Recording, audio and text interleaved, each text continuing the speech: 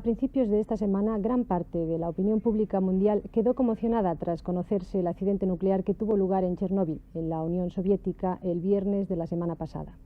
Hasta el momento, las autoridades soviéticas solo reconocen 2 muertos y 197 heridos. La prensa norteamericana calcula que las víctimas pueden ser varios centenares. Sin embargo, un grupo de científicos, también norteamericanos, ya han rectificado sus primeras impresiones y se acercan más a la versión soviética.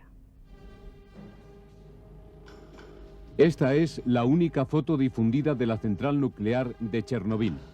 En ella se puede apreciar cómo quedó uno de sus reactores tras una de las mayores catástrofes de la historia de la utilización pacífica de la energía nuclear. La central nuclear de Chernóbil está situada a 700 kilómetros de Moscú y a 130 al norte de Kiev, la capital de Ucrania, una de las zonas más pobladas de la Unión Soviética. La catástrofe sobrevino al fundirse el núcleo de uno de los 4 reactores de la central. La destrucción del reactor provocó la dispersión en la atmósfera de gran cantidad de partículas radioactivas que, en forma de nube, han recorrido erráticamente el norte y el centro de Europa en los últimos días, provocando una fuerte alarma al detectarse en varios países un considerable aumento de radioactividad en la atmósfera. Otra nube, formada por el espeso silencio soviético, ha impedido que los ciudadanos de aquel país y del resto del mundo conozcan con exactitud las dimensiones de la catástrofe. De hecho, la agencia soviética TASS reconoció el accidente 3 días después de producirse y tras la alarma en los países nórdicos al detectarse altos índices de radioactividad en la atmósfera. Al primer comunicado del gobierno soviético siguieron otros, aunque la información ha sido siempre escasa. La prensa occidental ha hablado de cientos de muertos. El hermetismo con el que las autoridades soviéticas han rodeado el accidente ha sido criticado tanto en Europa como en los Estados Unidos. Los gobiernos occidentales se han prestado a ayudar a las autoridades soviéticas y quieren estar informados con mayor transparencia de un suceso que ha traspasado la frontera soviética para convertirse en un problema internacional. Dentro de la tradicional tendencia rusa a no dar detalles pormenorizados sobre lo que ocurre en su territorio, ha llamado la atención la inhabitual comparecencia el jueves ante un subcomité del Congreso norteamericano del segundo secretario de la Embajada Soviética en Washington, Vitaly Churkin, quien afirmó que el gobierno de su país controla la situación y que son exagerados los datos suministrados por la prensa occidental. Hasta ahora, parte de lo poco que se sabe sobre la catástrofe proviene de las fotos tomadas por satélites espías norteamericanos. En Estados Unidos se duda sobre la extinción del incendio, debido a las dificultades que presenta para realizar la combustión del grafito. Esta ha sido la única forma de acercarse al lugar de la tragedia. Las autoridades soviéticas no han permitido la entrada a la zona afectada, donde fueron evacuadas algunas poblaciones cercanas a la central nuclear. Según Moscú, los niveles de radioactividad han descendido, aunque siguen sin facilitar datos de importancia. La central de Chernóbil había sido puesta recientemente como ejemplo de seguridad por la prensa soviética. No figura en la lista de instalaciones que la URSS autoriza a ser inspeccionadas por los controladores de la Agencia Internacional de Energía Atómica, con sede en Viena, y cuyo objeto es promover el empleo pacífico de la energía nuclear. Según un físico alemán, la central de Chernóbil producía principalmente plutonio con fines militares y tenía como función secundaria la producción de energía eléctrica. La energía producida por una planta como la de Chernóbil proviene de la fisión de los materiales radioactivos en su reactor nuclear. La fisión es un proceso continuo de reacción en cadena. El núcleo de un átomo se divide, se fragmenta y genera tanto partículas radioactivas como calor.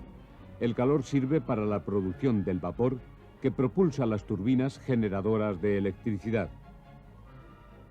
La planta atómica necesita de un elemento moderador para el control de las reacciones nucleares y de otro de enfriamiento de los materiales radiactivos. El grafito se utiliza en la URSS como elemento moderador y se utiliza el agua para la refrigeración.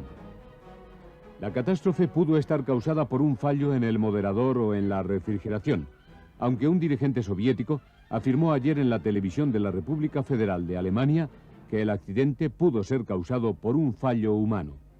En cualquier caso, se ha puesto en tela de juicio la seguridad de las centrales nucleares soviéticas.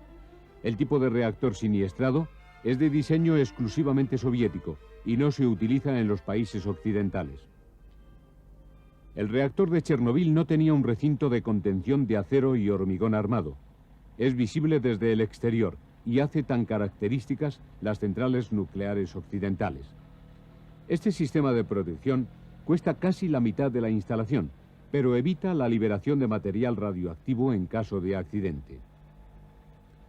Es de suponer que las autoridades soviéticas prescindieron de él por razones de ahorro. Además, la URSS no cuenta con la presión de la opinión pública, que en Occidente sí pone habitualmente de manifiesto su preocupación por el eventual peligro de las centrales nucleares. La URSS posee 51 reactores nucleares y es el segundo país, después de Estados Unidos, en potencial nuclear. El parque soviético es de 28.000 megavatios. El 10% de la energía eléctrica que se consume en Rusia procede de reactores atómicos y el 75% de la población e industrias que consumen energía se encuentran en la parte europea de la Unión Soviética.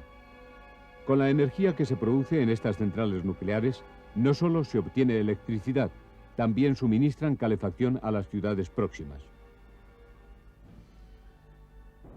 El desarrollo de la energía nuclear es uno de los ejes económicos para duplicar la producción de la URSS en los próximos 15 años. El último Congreso del Partido Comunista Soviético establecía como una de las prioridades económicas e industriales incrementar entre 5 y 7 veces la producción de energía eléctrica en las centrales atómicas hasta cubrir el 30% de la producción energética en la URSS. El accidente puede afectar negativamente a estas previsiones. Por otra parte, expertos norteamericanos creen que el accidente puede tener un impacto devastador en la agricultura soviética. Las tierras más ricas están ubicadas cerca del lugar de la catástrofe nuclear. El área previsiblemente afectada abarca a Ucrania, el granero de la URSS, y a otras 4 repúblicas, Bielorrusia, Lituania, Estonia y Letonia, que contribuyen sustancialmente a la producción alimenticia. Algunos observadores han especulado sobre eventuales consecuencias políticas, aunque sería aventurado hoy por hoy pronosticar algo certero en este sentido. En cualquier caso, lo que sí parece cierto es que la URSS se va a ver obligada a importar trigo. Pueden ser varios los millones de toneladas de trigo y otros cereales que han podido quedar contaminados. La agricultura de la zona puede verse seriamente comprometida en los próximos años si el agua de la zona ha quedado también contaminada. Recordemos que la central está situada junto a un río. También las exportaciones soviéticas pueden verse mermadas. La tragedia, por tanto, podría repercutir negativamente en los planes de reactivación económica que tanto desea el primer dirigente soviético, Mikhail Gorbachev. Pero los daños no van a ser solo económicos. Además de las primeras víctimas, puede haber un elevado número de personas que tengan graves problemas de salud en el futuro como consecuencia de la radioactividad. Las autoridades soviéticas han aceptado la presencia del doctor norteamericano Robert Gale, primer especialista en el trasplante de médula ósea, uno de los tratamientos para las víctimas de la radioactividad. Los efectos de las radiaciones, cáncer por ejemplo, pueden tardar semanas en aparecer, y es difícil evaluar por el momento la magnitud de los daños entre la población civil. Mientras tanto, la televisión soviética tranquiliza a los ciudadanos con apacibles imágenes de Kiev, de donde ya han sido evacuados estudiantes norteamericanos y europeos. Las pruebas que se les han realizado no demuestran índices anormales de radioactividad. Algunos estudiantes españoles en Kiev se han trasladado a Moscú, aunque otros han preferido continuar en la capital de Ucrania. Moscú hace intentos de tranquilizar a Occidente, pero 8 días después de la catástrofe, la confusión rodea a la tragedia de Chernobyl y una errática nube radioactiva sigue encima de muchos atemorizados ciudadanos.